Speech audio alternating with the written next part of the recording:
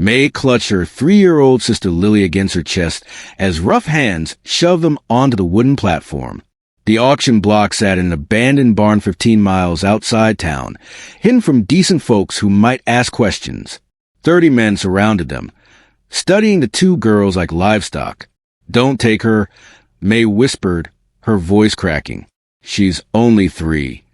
"Quiet," Sheriff Morris barked from beside the platform. "Bidding starts at $50 a pair. I want them separate," called a man in an expensive suit. "Little one's worth more alone." May's arms tightened around Lily, who whimpered against her shoulder. For years, May had been protecting her sister. For years since their parents died, and the county decided 2 orphan girls were better sold than supported. $100 a both, Judge Caldwell announced, his voice carrying the authority of his position.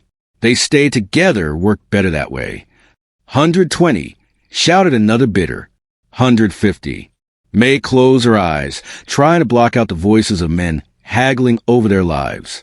Lily's small fingers twisted in May's torn dress, trusting her big sister to keep her safe even when safety was impossible. $200. The voice came from the back of the crowd, deep and gravelly. A man stepped forward, tall and weathered, wearing rancher's clothes that had seen honest work. For both girls. Sheriff Morris grinned. "Now we got ourselves a proper auction." $250, Judge Caldwell countered. $300, the rancher said without hesitation. May studied his face, looking for the cruelty she'd learned to recognize in men's eyes. But this stranger's expression held something else. Anger, but not directed at her. Determination, but not the kind that hurt children. $350, Caldwell bid. $500. The rancher's voice cut through the barn like a blade. Final offer. The crowd went quiet. $500 was more money than most of these men saw in a year. Judge Caldwell's face darkened, but he stepped back. "Sold," Sheriff Morris announced. To Mr. Brennan. The rancher walked to the platform, pulling bills from his coat. He counted out $500 into Morris's greedy hands, then looked up at May. "Come down from there," he said gently. May hesitated. "Both of us. Both of you." She climbed down carefully, Lily still clinging to her neck. The rancher knelt beside them, pulling a knife from his belt. May flinched, but he only cut the ropes binding her wrists. "You're hurt," he said, seeing the raw marks on her skin. "I'm fine." "No, you're not, but you will be." He stood, facing Sheriff Morris. "We're leaving now." "Not so fast, Brennan." Morris stepped closer, hand on his gun. "These girls got papers to sign. Transfers of custody. I paid your price. We're done here. Judge Caldwell needs to make it legal." The rancher looked at Judge Caldwell, and May saw something pass between them. Recognition. History. Bad blood. "Nothing legal about any of this, Caldwell," the rancher said. "But you knew that already." "Careful, Brennan. You're walking on dangerous ground." Been walking on dangerous ground for months. May looked between the two men, sensing currents of meaning she didn't understand. The rancher's hand moved to his own gun. "Girls," he said without taking his eyes off Caldwell. "Walk to my wagon. Don't look back." May carried Lily toward the barn door, the crowd parting reluctantly. Behind them, she heard Sheriff Morris's voice. "You don't know what you're buying into, Brennan." "I know exactly what I'm buying into." They reached the wagon as the rancher backed out of the barn, gun drawn, but not aimed. He helped May and Lily into the seat, then climbed up beside them. "Hold tight," he said, snapping the reins. The horses pulled them away from the barn, away from the auction, away from the nightmare that had been May's life for 4 years. When they were a mile down the road, the rancher finally spoke. "What's your name, girl?" "May. This is Lily. I'm Cole Brennan. You're safe now." May didn't believe him. She'd heard promises before. "What do you want with us?" "To get you somewhere they can't find you." "Why?" Cole looked at her, and May saw a pain in his eyes that matched her own. "Because I couldn't save my own daughter." "What happened to her?" "Same thing that almost happened to you. Caldwell and Morris. They've been selling children for years." "You know about the auctions?" "I've been tracking them for 8 months." ever since Emma disappeared. May felt something shift inside her chest. Not hope, not yet, but the possibility of hope. You're not like the other men. No, I'm not. The other bidders, they wanted to hurt us. I wanted to stop them. Lily had fallen asleep against May's shoulder, exhausted by fear and confusion. May stroked her sister's hair, feeling the wagon wheels carry them towards something unknown. Where are we going? My ranch. Got other children there. Ones I pulled out of Caldwell's operation. How many? 12 so far. May stared at him. 12 children?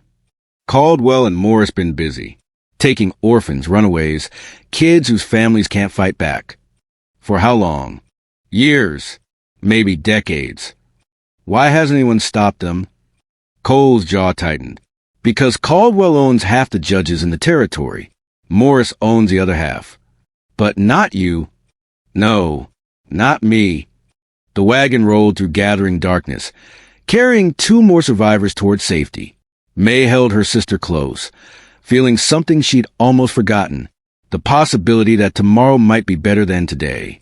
That monsters could be beaten, that someone cared enough to try. Cole's ranch sat in a valley surrounded by rolling hills, far enough from town that screams wouldn't carry. May clutched Lily tighter as the wagon approached the main house, a 2-story structure that had seen better decades. Lamplight glowed in several windows despite the late hour. Someone's awake, May said. Someone's always awake here, Cole replied. Hard to sleep when you've seen what these children have seen. He helped May down from the wagon, then gently took Lily from her arms. The little girl stirred but didn't wake, exhausted beyond her years. How many did you say were here? 12. 13 now, counting you. All from Caldwell's operation? All rescued from auctions, holding pens, transport wagons.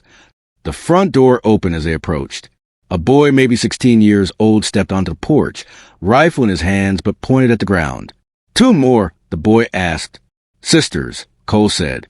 May and Lily. I'm Jonas. Been here longest, since Cole pulled me out of a meat packing plant in Millerville. May stared at him. They had you working in a plant? Working's a kind word for it. Cole led them inside, where more children emerged from various rooms. Ages ranging from 6 to 17, all carrying the hollow look May recognized in her own mirror. Survivors who'd learned to expect the worst from adults. Everyone meet May and Lily, Cole announced. They're family now. A girl about May's age stepped forward. I'm Ruth. We got beds ready upstairs. Thank you, May said, then looked at Cole. Can we talk first? Alone. Cole nodded, leading her to a side room lined with papers, maps, and photographs. Evidence covered every surface. May recognized some of the faces in the pictures. You've been documenting everything, she said. For 8 months. Every auction, every transport, every corrupt official. Since your daughter disappeared. Since Emma was taken from her schoolyard. May studied a map marked with red pins. These are all the locations. Auction sites, holding compounds, safe houses. You're missing the main one. Cole looked up from the papers. What main one? Caldwell's got a compound 30 miles east of here. Old mining operation. That's where they keep the children between auctions. How many children? When I was there, maybe 60. Could be more now. Cole's face went pale. 60 children. Ages 3 to 18. They sort them by age, appearance, what buyers want. How do you know about this compound? Because I was there for 2 years before they moved me to the holding pen in town. What's the security like? Guards, dogs, fences. But I know the layout. May, you don't understand what you're suggesting. I understand perfectly. You want to destroy Caldwell's operation. I want to save those children. Same thing. Cole sat down heavily, looking at the evidence scattered around them. It's not that simple. Caldwell's got judges throughout the territory on his payroll. I know. Sheriff's departments, county commissioners, federal marshals. I know that too. Then you know we can't just report this to the authorities. May walked to the window, looking out at the dark hills surrounding the ranch. You can't report it to the local authorities. What do you mean? Federal government's been cracking down on child trafficking. Sent investigators west from Washington. How do you know that? Because Caldwell's been worried. Guards been talking about federal agents poking around. Cole stood up, hope flickering in his eyes. You think there are honest federal agents we could contact? I think Caldwell's network is about to collapse anyway. Question is whether we save those 60 children first, or let them disappear when Caldwell realizes the feds are closing in. May turned back to face him. Exactly. What are you proposing? We hit the compound. Get the children out before Caldwell can move them. We, you and me, some of the older kids here, if they're willing. Cole shook his head. You're 14 years old. I'm 14 years old, and I know more about Caldwell's operation than anyone alive. You're a child. I stopped being a child 4 years ago when my parents died. May, you don't understand the danger. I understand it better than you do. You've been on the outside looking in. I lived it. Cole studied her face, seeing something that made him reconsider. You really think we can get 60 children out of the guarded compound? I think we can try. And if we fail, then we try to save them instead of living knowing we didn't. Cole walked to his desk, pulled out a detailed map of the Eastern Territory. Show me where this compound is. May leaned over the map, pointing to a remote area marked with old mining claims. Here, used to be the Morrison copper mine. I know that area. Been abandoned for decades. Perfect place to hide children nobody cares about. What's the best way in? Service road from the north, but it's guarded. What about on foot? Mountain trail leads to the back fence. That's how I escaped the first time. First time. They caught me, brought me back. That's when I knew I couldn't run. Had to wait for the right moment. Cole traced a mountain trail with his finger. How long to reach the compound from here? 8 hours hard riding. Maybe 10 with children. And to get 60 children out? Depends on how many want to leave. What do you mean? May's voice grew quiet. Some of them been there so long, they're scared of the outside. Been told nobody wants them. But they'll come if we explain. They'll come if I explain. They know me. Trust me. Cole looked at the evidence covering his walls, at the map marking 60 imprisoned children, at the 14-year-old girl who'd survived hell and wanted to walk back into it to save others. When do we leave? Tomorrow night. Give us time to prepare, gather supplies. May, if we do this, there's no going back. Good. I'm tired of looking back. Cole nodded slowly. Then we save those children. All of them. And we destroy Caldwell's network forever. May smiled for the first time since he'd met her. Not the smile of a child, but the grim satisfaction of a survivor who'd finally found someone willing to fight back. Finally, she said, someone who understands what justice costs. Outside, the wind howled through the valley, carrying the promise of storm and change. Inside the ranch house, 14 rescued children slept fitfully, dreaming of the 60 who still waited in the darkness. Tomorrow, the hunted would become the hunters.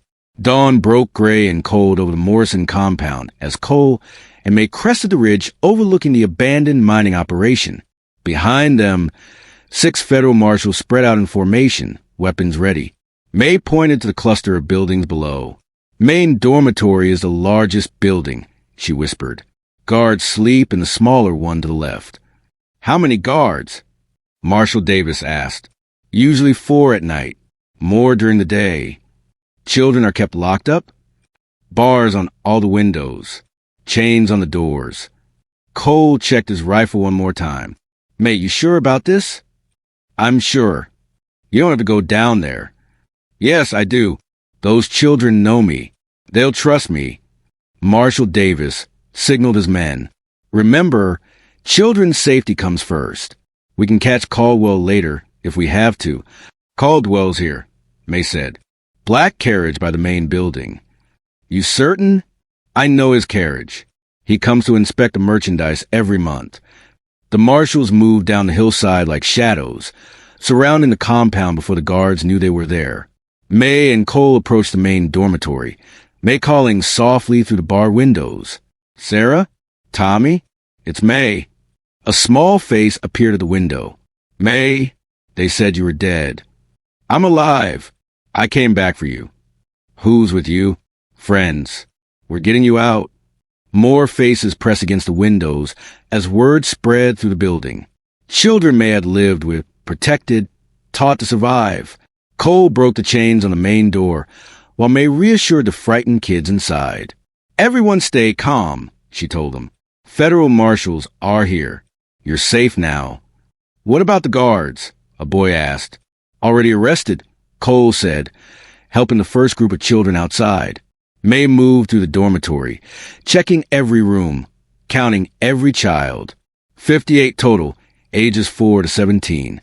All of them malnourished, scared, but alive. Where's Caldwell? She asked Marshal Davis. Haven't found him yet. Check the office building. He likes to watch from there. Cole emerged from the dormitory, carrying a little girl who couldn't walk. That's all of them from this building. What about the other buildings? Storage, mostly. Old mining equipment. A gunshot echoed across the compound. Marshal Davis spun toward the sound, seeing Judge Caldwell emerge from behind the office building, dragging someone with him. May's heart stopped. Caldwell had Lily. Everyone stay back. Caldwell shouted, pressing a gun to the 3-year-old's head. Or the little girl dies. May stepped forward despite Cole's attempt to stop her. Let her go, Judge. May Peterson, I should have known you'd be behind this. You remember my name. I'm touched. You always were too smart for your own good. Smart enough to document everything you did to us. Caldwell laughed, but the sound came out broken. Document what? You're just another runaway spreading lies about upstanding citizens. Upstanding citizens don't sell children. I never sold anyone. May pulled a leather folder from her coat, holding it high for everyone to see. Bank records showed different. Payments from buyers across the territory. Where did you get that? Your office safe. Combination was Emma Brennan's birthday. Cole's face went white. What? He kept records of every transaction, May said, including the sale of your daughter. Emma's dead, Cole whispered. No, May said gently. She's alive. Sold to a family in California who wanted a daughter. You're lying. Check the records. She's in San Francisco. Caldwell's gun hand trembled. None of this matters. I'll kill this child and disappear. You'll kill an innocent 3-year-old? I've done worse. May stepped closer, no longer the terrified girl from the auction block. No, you won't. Stay back, or I'll pull this trigger. You won't shoot her. Why not? Because you need her alive to bargain your way out of here. And because you're surrounded by federal marshals who will hunt you to the ends of the earth if you hurt one hair on her head. And because I'm not going to let you. May moved faster than Caldwell expected, grabbing his gun hand and forcing it skyward. The weapon discharged harmlessly into the air as Cole tackled the judge from behind. Lily ran to May's arms, sobbing but unharmed. Marshal Davis placed handcuffs on Caldwell, while the other marshals loaded children into wagons for transport to safety. May held Lily close, watching the compound that had been their prison become their liberation. What happens now? Cole asked. Now those children get real homes, May said. What about you and Lily? We already have a real home. Cole looked at her with surprise. You want to come back to the ranch? If you'll have us. Of course I'll have you. All of you. May looked around at the rescued children, at the federal marshals taking statements, at Judge Caldwell being loaded into a prison wagon. 58 children who would sleep in real beds tonight instead of on concrete floors. We're family now, she said. All of us. The ones who chose to fight back.